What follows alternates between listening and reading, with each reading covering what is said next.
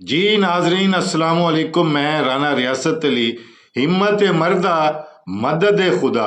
नाजरीन, ये तस्वीर में नजर आने वाला 3 फुट का आदमी जिसका नाम गणेश है और इसका ताल्लुक इंडिया से है, जब पैदा हुआ तो इसका कद छोटा था। जब इसके वालिदैन ने इसे स्कूल में दाखिल करवाया तो एक सर्कस वाले इसके वालिदैन के पास आए और उन्होंने कहा कि आप अपना ये छोटे कद वाला बेटा हमें बेच दो और हमसे 5 लाख रुपया ले लो।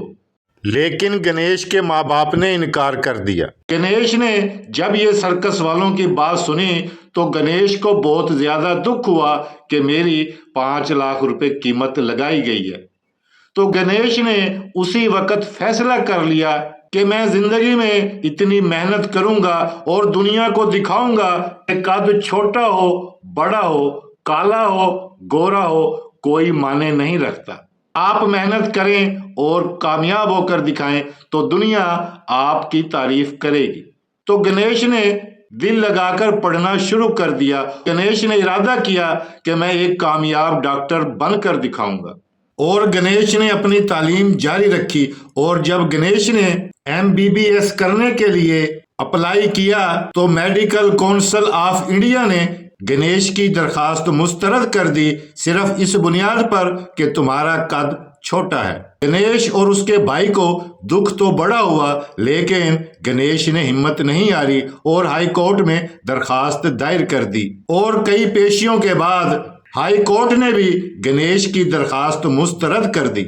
गणेश और उसके भाई का दिल तो बहुत टूटा, लेकिन गणेश और उसके भाई ने हिम्मत नहीं हारी और सुप्रीम कोर्ट में दरखास्त दायर कर दी। और फिर एक पेशी के मौके पर वकील ने कमरे अदालत के बाहर गणेश के भाई को बताया कि मुबारक हो, हम केस जीत गए।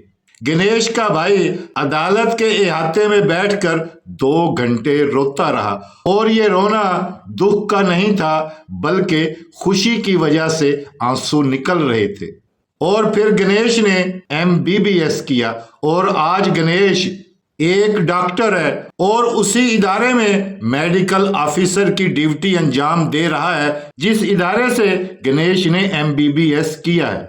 जरूरी नहीं होता कि आपकी उतनी कीमत हो जितनी कीमत सर्कस वाले ने लगाई।